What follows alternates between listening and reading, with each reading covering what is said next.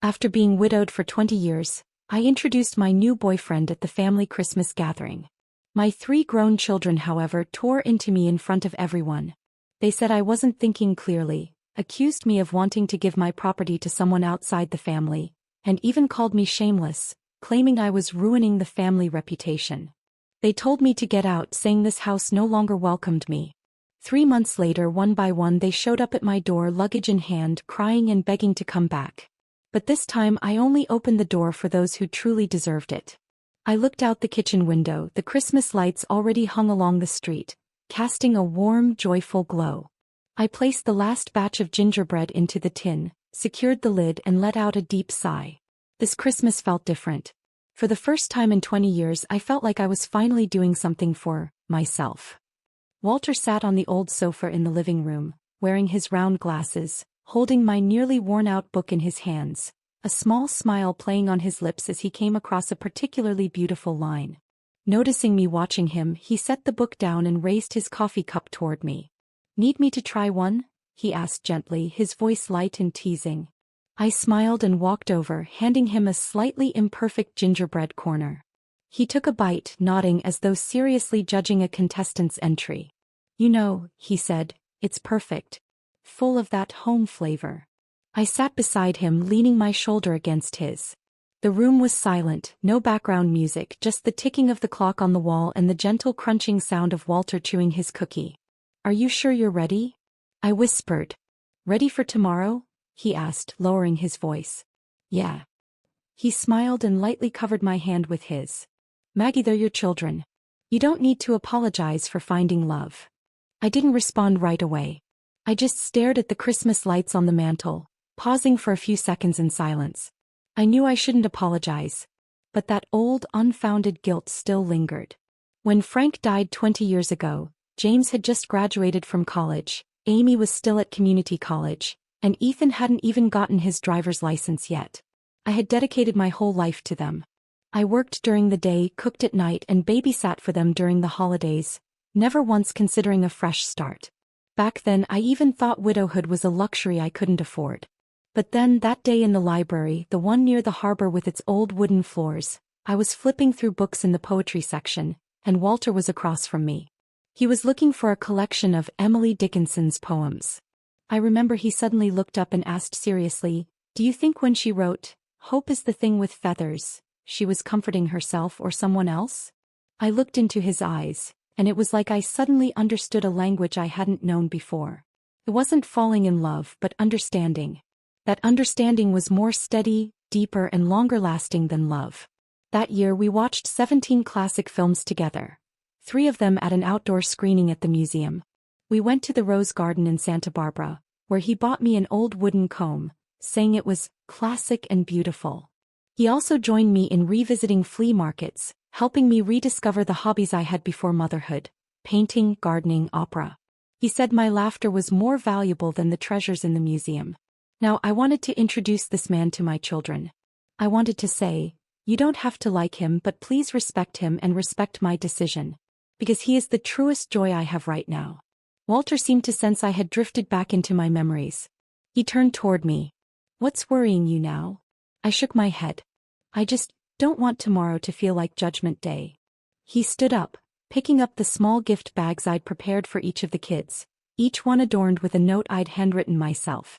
James's was a collection of old movie tickets, Amy's was a deep green scarf I'd knitted from wool, and Ethan's was a limited edition jazz vinyl. "You're too kind," Walter murmured. "They won't turn down a mother who's this gentle and dignified." "But they might reject a widow who remarried," I mumbled, my voice nearly swallowed by the couch. He paused for a few seconds, then gently placed the gifts back on the table, helping me to my feet. "Let them reject us, Maggie. Tomorrow we'll walk into their home not to beg for their acceptance, but to proudly show them our happiness." I nodded. The sea breeze outside suddenly turned gentle, like an old blanket, quietly wrapping around my shoulders. I knew tomorrow I would tell myself, "I've followed the rules long enough. It's time to make decisions for myself." By the time we arrived at James's house, Christmas carols were already playing in the living room. Their decorations were always well thought out. The star at the top of the tree, encrusted with red jewels, was something I had given them over a decade ago, back when James and his now estranged wife had just moved into this 3-story house. That star still sat on top, but no one ever mentioned where it had come from. Walter and I stood at the door and rang the bell. He gave my hand a reassuring squeeze, small but enough to settle my nerves. Amy opened the door. She was wearing a bright red sweater, and her smile faltered for a brief second when she saw Walter. "Hi, Mom," she said, her voice flat. She glanced at Walter. "You are?" I was about to speak when James's voice called from inside. "Is that you, Mom?" He walked out dressed in a sharp suit, a white shirt crisply pressed.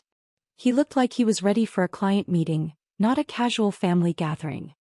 He stood at the door, looked at Walter, and his expression was devoid of surprise, more of a cold, assessing gaze. "Come on in," he said, his tone indifferent. As we stepped inside, Ethan popped his head out from the kitchen, a chunk of cheese still in his mouth. He stopped when he saw Walter, frowned, and didn't say a word. I cleared my throat and said, "Kids, I'd like to take this opportunity at our Christmas gathering to introduce someone very important to me." "Important?" James asked immediately, his voice devoid of hesitation. I nodded and motioned to Walter. "I'm Walter Hayes," he smiled. "It's a pleasure to meet your family." Ethan set the cheese down, leaned against the kitchen doorframe, and gave us an impatient look. Amy smiled politely but lowered her gaze, clearly not wanting to engage. James sank into the sofa with a deep sigh. "Mom, do you realize how old you are?" he said without even looking at me. I was stunned, but before I could respond he added, "You want to spend your later years with a stranger? You really think we're going to support you in this?" "James, please." I tried to keep my voice steady. "Walter is not a stranger. We've known each other for a year. I want you to meet him, to understand." "Understand?" Amy suddenly scoffed. "If we all acted like you, dating at over 60, what would people think of us?" Ethan interrupted. "Do you think you're still 30? Let me tell you the truth, Mom, nobody is going to want to clean up your mess. If you end up with health issues or money problems, are we supposed to step in again?" I stood frozen, feeling like my feet were nailed to the floor. "I'm not asking you to step in. I just want to share my life with you, my joy, the happiness I found with someone I respect and care about." I controlled my emotions as best I could. James stood up, took a step closer, and his voice became sharper. "So you're planning on transferring your house, your retirement, even the deeds to our family home into his name?" "I never said that." I stared at him, incredulous. They didn't know that Walter, a retired history professor, was financially more secure than I was. "But you've thought about it, haven't you?" he pressed. "Everything you've worked for all these years, isn't it all for this family?" I suddenly felt my throat tighten but forced myself to speak calmly. "Everything I've done was out of my own will, but that doesn't mean you get to decide how I live the rest of my life." "Fine, do whatever you want." Amy crossed her arms. "But don't expect us to support you. And don't try to use family to guilt us." Ethan sneered. "I really don't get it. Why bring an old man here as your Christmas guest, expecting us to pretend to welcome him? You're just shameless." The room fell silent. The only sound was Silent Night, still playing softly from the speakers. Walter gently tugged at my arm, his voice soft. "Let's go." But just as we turned to leave, James threw out one last blow that shattered any remaining hope. "Don't come back. Remember, this house doesn't welcome a foolish, love-stricken mother. You'll ruin our family's reputation." I stopped in my tracks and turned to face him, staring at him for several seconds. His face was serious, without a hint of regret. "So that's how it is," I whispered, my voice hoarse. I picked up the gift bags I had prepared for them, but hesitated before gently setting them back on the table. "Have a Merry Christmas." I turned to look at them. "I truly wish you peace and happiness." I took Walter's hand and we walked out of the house, the one I had once carefully decorated for Christmas. The door slammed behind us and the wind had picked up, making the porch lights flicker. Walter pulled me into an embrace. "Are you okay?" I didn't say anything. I just nodded. I wasn't sure whether I was trembling with anger or coldness. In that moment I realized one thing. After 20 years of raising 3 children, I had never taught them how to respect me. By the time we got home it was completely dark outside. Walter insisted on driving me home, saying it might be too hard for me to be alone. I had been stubborn, telling him I was fine, but the moment I inserted the key into the lock, my hand couldn't help but tremble. The living room was pitch black. I didn't turn on the lights. I simply took off my coat and hung it on the hook by the door, then sat down on the sofa, staring at the blank wall. Walter sat beside me, silent, not rushing to say anything. He always knew when to remain quiet. The words from my children still echoed in my mind. "You're shameless. Don't expect us to support you. You're ruining the family name." Each of these words felt like a small knife, none fatal but all piercing deep into my bones. I always thought, though our relationship wasn't perfect, my bond with my children was solid. I had done so much for them. When James was a child and often got sick, I stayed up all night by his side. When Amy almost ran out of money for rent in college, I scraped together money to pay it. Ethan still uses the secondary card I gave him to pay off credit bills, and not once has he said, "Thank you." No. Just because I started a late-life romance, they treated me like I had committed an unforgivable crime. They wouldn't even listen to a word of explanation. I wiped my face trying to calm myself, but the tears kept falling. Walter reached out and pulled me into his arms. I leaned against his shoulder without saying a word. He didn't speak either, just gently patted my back, slow and steady. After a while I sniffed, forcing a smile. "Am I silly? Before I mentioned you to them, I even baked gingerbread, wrote cards, thinking I could give them a warm surprise." Walter shook his head. "No, Maggie. It's not foolish. It is too good. You've always thought about others." "But what about them?" I said softly. "They've never asked how many years I've spent alone." He didn't respond. He just looked at me. I knew he understood, but I also knew that he couldn't bear this heartbreak for me. The next day I was in the garden trimming the rose bushes. Even though it was winter, a few plants still had soft pink flowers blooming. The sunlight fell across the grass and the yard was quiet, only the sound of the shears clipping branches and the occasional bird call in the distance. My phone vibrated with a new notification from social media. I picked it up and saw a photo Amy had posted. Her, James and Ethan standing in front of the Christmas tree, surrounded by their kids. Caption read, "May every family be safe and happy." I scrolled down to the comments. One neighbor had written, "Where's Maggie?" Amy replied, "We've cut ties with her. We don't want to be disturbed. Please understand." I froze. The scissors were still in my hand, the blade pressed lightly against a rose stem, but I didn't cut it. In that moment I wasn't sad. I was completely awake. Not only had they refused to accept Walter, but they had also decided I was the one to be pruned, like a useless weed. Just then my phone rang. It was Vivian. "Did you see it?" she asked as soon as I picked up, her tone clearly upset. "I saw," I said softly. "This is too much," she paused. "Do you know why they're doing this? It's not because you did something wrong, but because they're afraid of losing control. You've always been their support and they've taken your sacrifices for granted. Now that you're not living by their rules, they're starting to panic." I didn't say anything, just listened quietly. She continued, "Maggie, you need to ask yourself, how long are you going to keep trying to please them? You've sacrificed half your life for them. Isn't it time to live for yourself?" I paused for a few seconds, then whispered, "You're right. All this time I've put all my time and energy into being a good mother, but I never asked myself, am I a happy woman?" On the other end of the line, Vivian's voice softened. "You're finally awake. It's not too late." After hanging up, I placed the trimmed roses into an old glass jar and set it in the center of the dining table. When Walter came in and saw me, he asked gently, "How are you today?" "Better than yesterday." I paused. "Walter, I want to change some things." He sat down and looked at me seriously. "I don't want to live for anyone anymore, and I don't want to keep forcing harmony just to please others. I want to start with myself, take the first step." "How do you want to do that?" he asked. I stood up, walked to the study, opened the drawer and pulled out the account and property documents that hadn't been touched in years. "I want them to know I'm not their default ATM, nor am I a mother they can toss aside whenever they please." He nodded, his gaze soft but firm. "I'll always be by your side." In that moment, I knew my true home was no longer in that 3-story house, but in a place where someone respects you, supports you, and is willing to stand by your side.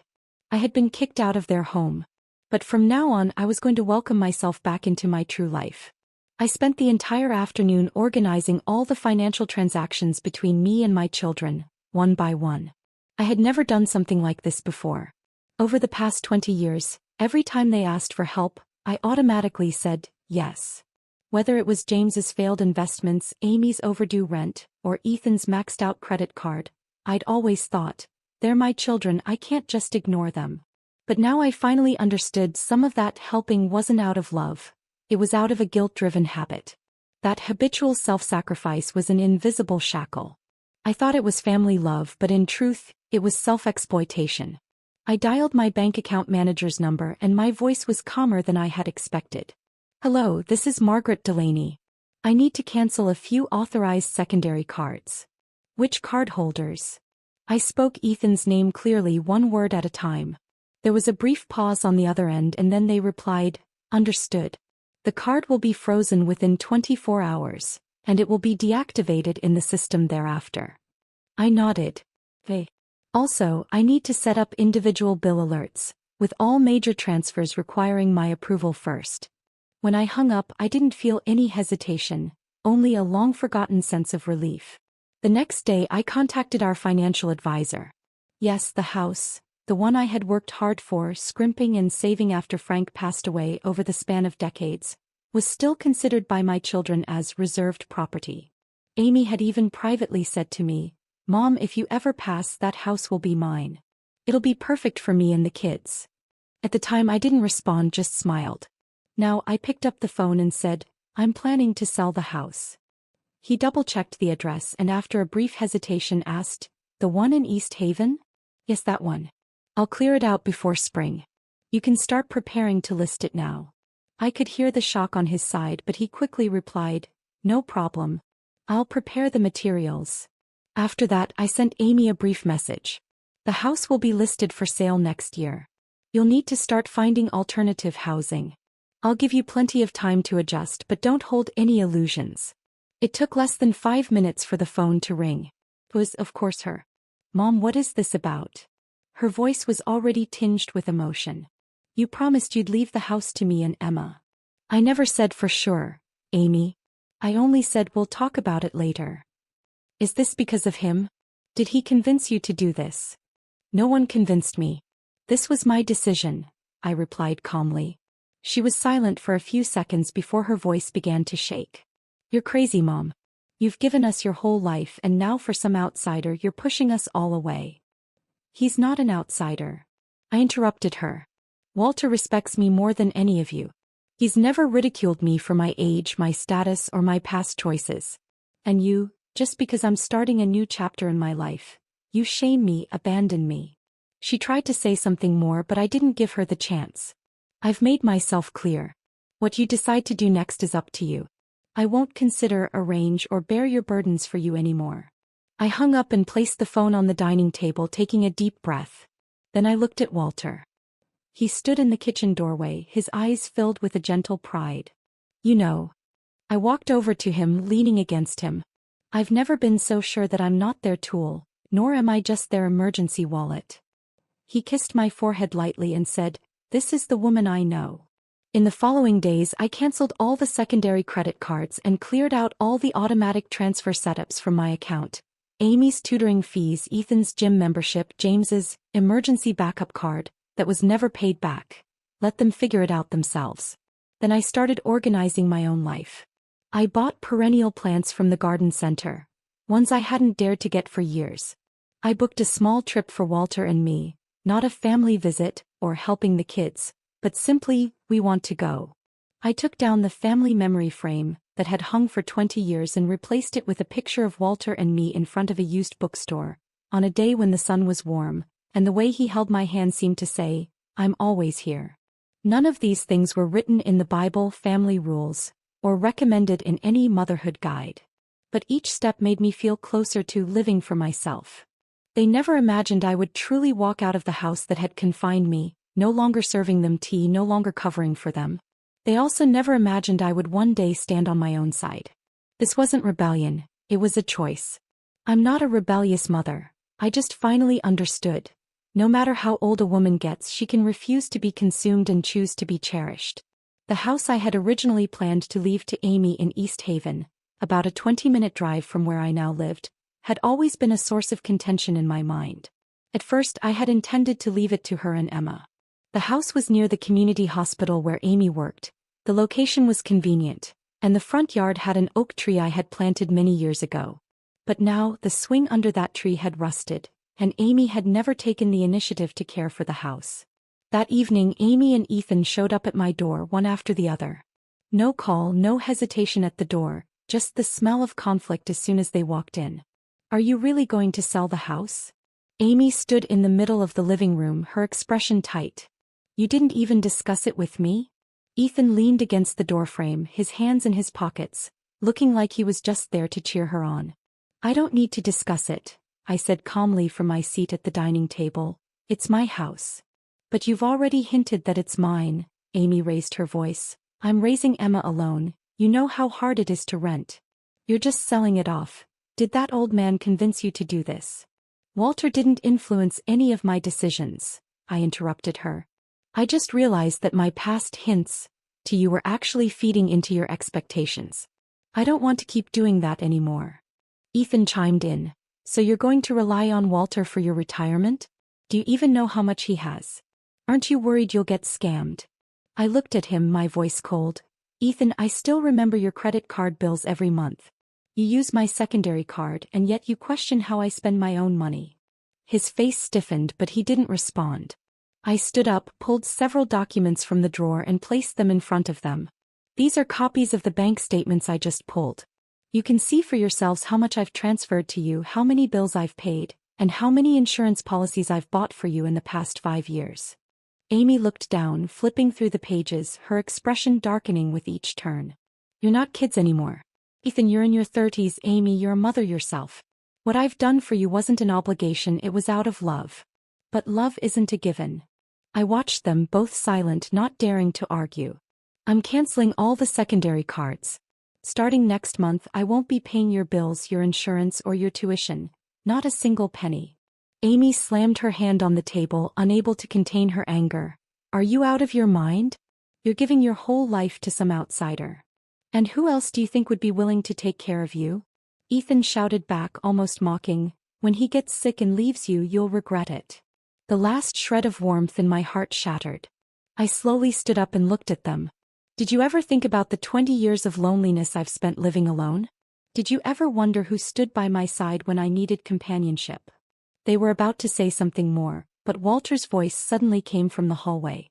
"I'm here."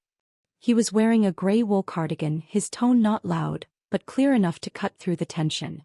"I haven't spent a single penny of hers," he said. "In fact, I opened a new medical fund account for her, joint account. It was my idea." He looked at Amy. "Did you know? I was planning on giving Emma an education trust as a welcome gift, as a gesture of my desire to be part of this family. But it seems I'm not welcome." Amy's expression shifted and she was about to come up with a response, but Walter didn't wait for her. "It doesn't matter if you don't welcome me," he said, his voice firm. "But you will not disrespect her. That I cannot accept." He turned and walked back into the kitchen. I looked at Amy and Ethan, not saying another word, just pointing to the door. "You should leave." "Mom, can't you reconsider?" Amy's voice softened slightly, like she was trying to salvage something. I interrupted her. "Don't say anything. I'm very clear now. What you care about has never been me as a person but what I can provide." They stood there motionless. I took a deep breath, walked over and opened the door for them. "I won't kick you out of my life, but I will not let you control my life anymore." They finally left, and when the door slammed shut behind them, I sat down in the chair, unmoving. Walter came over, placing a cup in front of me. It was my favorite lemon tea, the steam gently rising from the cup. "This time you've truly let go," he said. I nodded. "I don't owe them anymore. I've paid my dues," I whispered. "I don't know if every woman at 66 has the chance to start anew. But now I know that I do."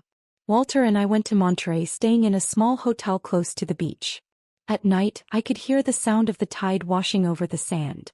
The first night I hardly slept, not because I couldn't, but because it had been so long since I'd had the kind of peace that comes without the weight of responsibility pressing down on me. The next morning we took a walk along the beach. The sky wasn't fully light yet, and the air was salty with a hint of pine. I carried my shoes in my hand, my feet sinking into the sand with every step, each one feeling like I was walking into another world. Walter looked at me and smiled, saying I looked like a student finally released from school. We had breakfast at a small cafe by the beach. He ordered banana pancakes and I ordered salmon toast. The sunlight streamed through the window and I looked down at my plate, suddenly feeling like I might laugh. "What's so funny?" he asked. "I just realized I haven't ordered a breakfast I like in so long," I said. Every time I went out to eat before, I'd always order the cheapest thing. I'd think, I need to save money, the kids need their insurance paid next week. Or, Emma's birthday is coming up, I need to buy a gift. Walter set his fork down and looked at me. "So, what are you going to order now?" "I'm going to order what I like regardless of the price," I joked. After that breakfast, I finished an entire book on the hotel balcony for the first time, without interruptions, without checking my phone, without anyone calling me mom, or asking me to do anything. I was just myself. A woman who loves gardening, literature, old movies, and walking along the beach. When we got back home, Walter and I went to the cultural center where his daughter worked. Her name was Carla. She was a social program coordinator, as gentle and smart as her father, with a strong work ethic. She warmly welcomed me and invited me to join a mature women's roundtable project they were organizing for the community. At first I hesitated, but I agreed. At the first meeting, there were 7 women in the room. Retired teachers, single nurses, a former musician who had recently lost her husband. They took turns sharing the bravest decisions they had made over the past 5 years. When it was my turn, I took a deep breath and said, "I told my children at Christmas that I was in a relationship. They were upset and kicked me out of their home. But I didn't back down. I decided to live my life." The room fell silent and then applause broke out. In that moment, I realized something. We women had all been taught the same thing. Be a good mother, a good wife, a good mother-in-law. Don't be a burden to others, don't disappoint anyone. But no one had ever told us how not to betray ourselves. Over the next few months, I started helping Carla organize the Mature Women's Salon at the Cultural Center. Every 2 weeks we held small gatherings discussing topics like the shame of second marriages, women's financial independence, how to reject emotional manipulation, and children are not the only meaning of your life. These were topics no one had ever spoken to us about. But now we spoke about them, and we spoke more clearly than anyone.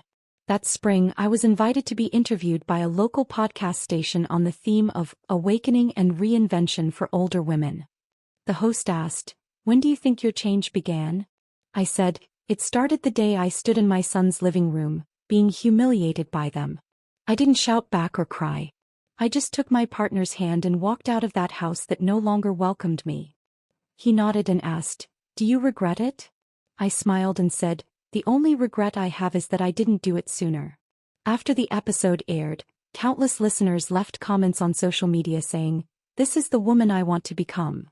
And I thought, yes, this is who I've always been. Relationships between people often come down to one word: need. The moment I stopped being needed, my phone went quiet for over 2 months. Amy stopped sending her usual, "Mom, can you cover the utility bill for me?" Ethan's credit card bill notifications stopped popping up, and James didn't even send the usual, "Emma has a competition this weekend, are you coming?" I thought they had truly made up their minds to cut me off. But later I realized they simply hadn't been pushed that far yet. When life becomes difficult, people always seem to remember their mother. That afternoon, I had just finished a salon meeting and was helping Carla clear the tables when my phone rang with an unknown number. I almost hung up, but for some reason I answered. "Mom, it's me." It was James. I didn't say anything, just waited for him to continue. Can we talk? Is now a good time?" His voice lacked the usual certainty, no longer the tone of "I'm telling you," but more like, "I'm asking you."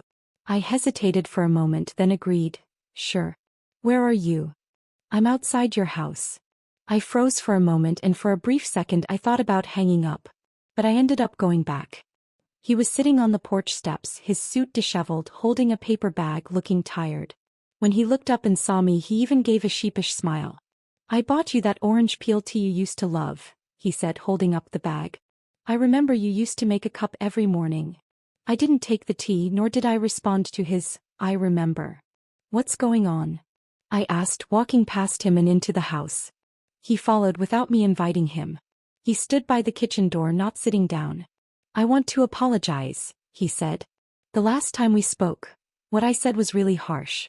I know you were angry. I wasn't angry, I interrupted. I was hurt. He nodded, avoiding my gaze. How's the divorce with Mary going? I changed the subject. He looked up as if I'd pricked him. How did you know? I didn't know.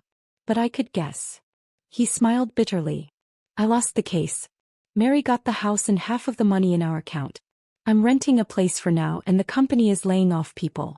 My project got cut. I didn't speak, just watched him. You know what I regret the most? His voice dropped.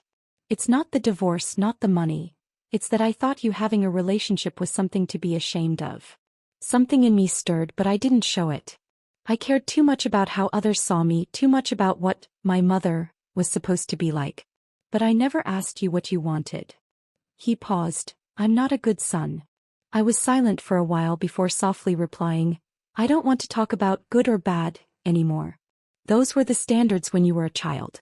You're an adult now and you need to take responsibility for the choices you make. He nodded. I know. So, are you here today because you want me to forgive you or because you want me to help you? He gave a wry smile. Both, I guess. I looked at him for a few seconds, my voice soft but clear. You're here because you regret it, not because you truly understand. You need help, but that doesn't mean you deserve me to sacrifice again. He understood but didn't speak immediately. You came here with a paper bag of tea, thinking I'd forget how you insulted me that day. My tone didn't waver. I haven't forgotten how you humiliated me in front of Walter, how you called me love-struck. His face hardened and he said nothing. I'm not heartless, I leaned against the counter. I'm also a mother who deserves respect. You've only ever thought of me when you needed me, but when I needed you to stand by me, you were the first to step away. The room fell silent. Then he spoke quietly, I'm willing to move back home and take care of you. I paused, looking at him, then asked slowly, are you doing it because you want to take care of me or because you have nowhere else to go? He didn't answer, but his eyes betrayed him. I nodded, then you don't need to. He stood still as if he wanted to say something more, but in the end said nothing. When he left, he didn't look back. That night, I made myself a cup of the orange peel tea. I didn't cry anymore because I finally understood. Family is not a debt and forgiveness is not an obligation. A few days after James, Amy showed up. No phone call, no text message, she just showed up at my door with Emma in tow, carrying a shabby storage box. Emma was wrapped in a blanket too thin for the cold, her face red from the chill. My first instinct was to feel sorry for her. But that wave of sympathy rose only to be pushed back down by memories. Amy spoke first. Mom, I just need to stay for a few days until I find a new place. I looked at her. How did you suddenly end up moving out? She avoided my gaze. The landlord suddenly decided to raise the rent when signing a new contract. I nodded. You know the house is on the market, right? The one in East Haven. You once said that was going to be your and Emma's future home. She nodded, her voice barely a whisper. I know. I paused, then looked down at her. You're still hoping to move back in, aren't you? She bit her lip. Do you have to phrase it like that?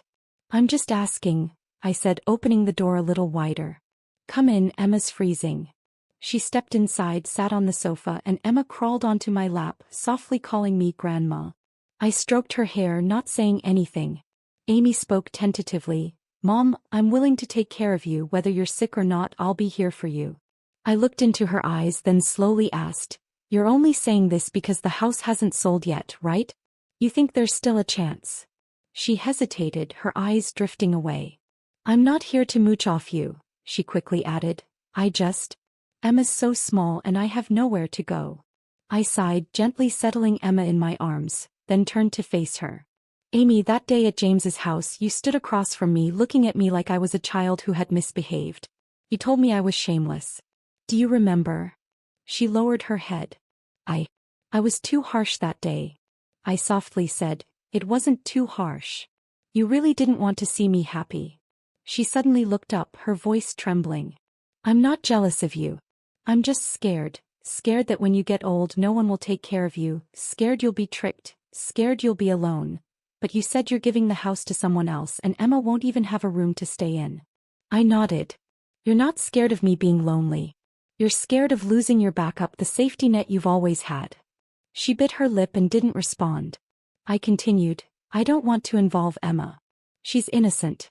But you need to understand, we're no longer in that time where you can just say, Mom, I'm struggling, and I'll cover for you. She burst into tears. I really don't know where else to go. I paused for a moment, then said, I'm only going to say this once. I'm not your enemy, but I'm no longer your unconditional provider. I won't forgive everything just because of what you said before. She looked at me shocked. I gently handed Emma back to her. You can stay tonight. Tomorrow I can take you to the temporary shelter. I know about the women's assistance program there. Amy jumped to her feet. Are you really that heartless? I looked at her, my tone calm. Heartless? You told people on Christmas Day that you cut ties with your mother, and now you're calling me heartless. She couldn't say a word, standing at the door holding Emma. I didn't say anything else, just opened the door for her. Just as she stepped out, before I could close the door, Ethan showed up, his jacket zipper broken, carrying a duffel bag, looking more disheveled than I'd ever seen him.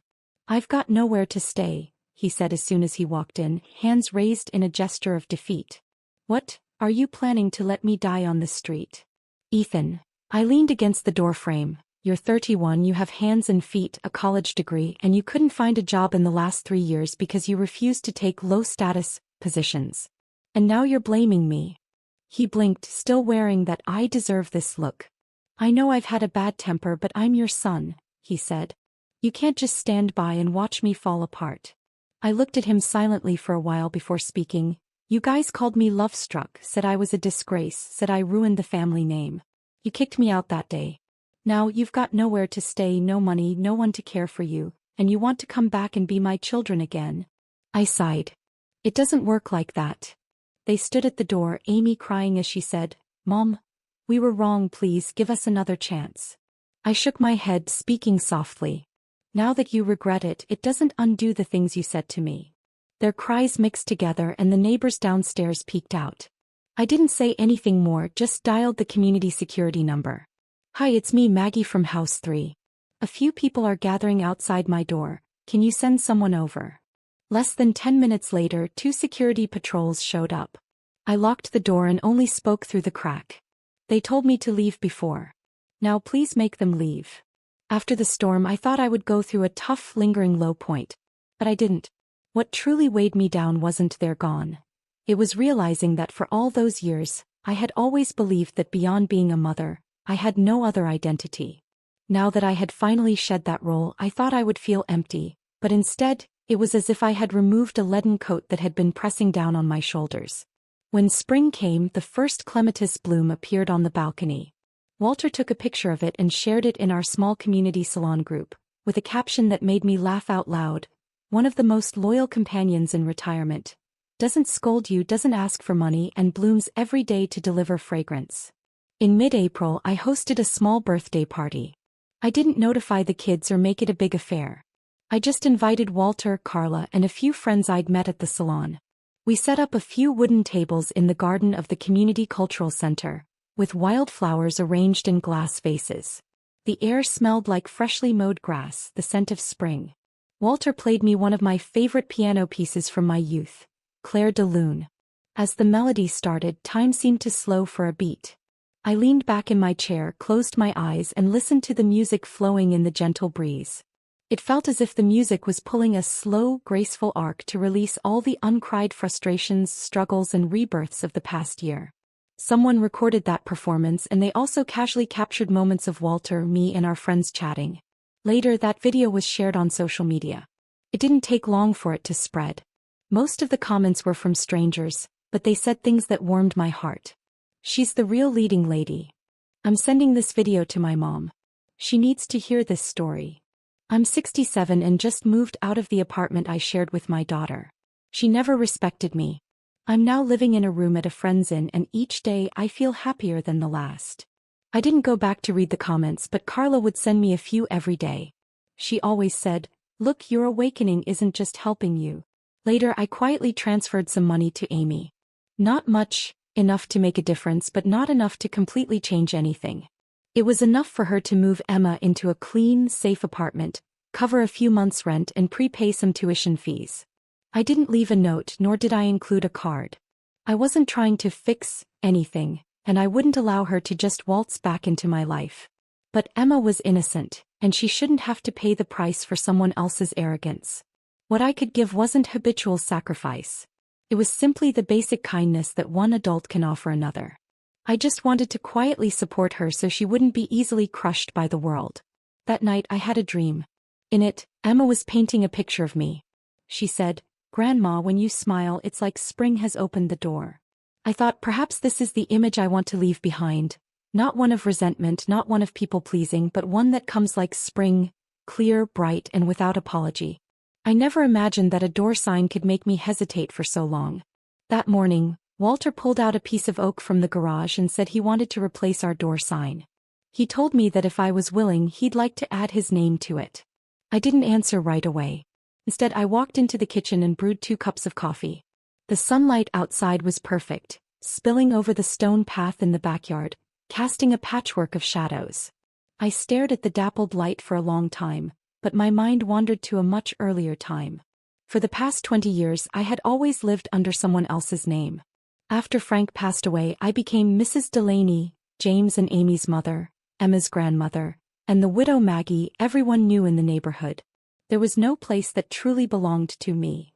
It wasn't until this year that I finally realized I wasn't an extension of someone else. I wasn't someone else's responsibility, and I wasn't a monument to a past memory. I am me. I walked out of the kitchen and handed Walter his coffee. He said, "If you're willing, we can put Walter and Maggie Hayes on it." I gently shook my head. "Just Maggie M. will do." He looked a bit surprised but didn't ask why. I knew why. That M wasn't the abbreviation for Delaney anymore, nor did it need to be followed by a man's last name. That M was the first letter of my own name. It was Maggie, just Maggie. A few days later, I received a letter from Amy. It was a real letter, handwritten, not a text or email. Her handwriting was shaky and the ink had bled a little on the paper. I could tell she had written it absent-mindedly, perhaps after crying. There were no pleasantries, just a few heartfelt apologies. "Mom, I don't know how to make it right, but I truly regret what I said. I remember everything you've done for me from when I was little until now. I just pretended not to. When you said, you came because you need me, not because you truly understand, I heard it. I really heard it. Emma has always missed you. Maybe after summer, you'll be willing to give me another chance and let her visit you. Thank you for still helping me in the end.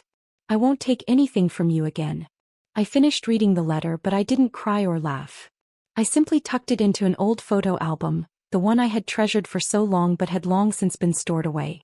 I placed it between the photos from James's college graduation and the page with pictures of Ethan learning to ride a bike. I didn't respond. Not because I didn't forgive her, but because I finally understood that some relationships don't need to be revisited. They just need to be seen for what they are, then let go. A few days later, Walter and I went to the town's spring market. I brought a few pots of herbs I had grown and made a small sign that read, "Granny Maggie's Garden." Many people stopped to ask if I was selling something. I told them no, that I just wanted to give them to anyone willing to care for them. A young girl took a pot of thyme and said, "You have such a warm smile, like my grandma." I smiled back. "Then your grandma must be someone who loves to garden too."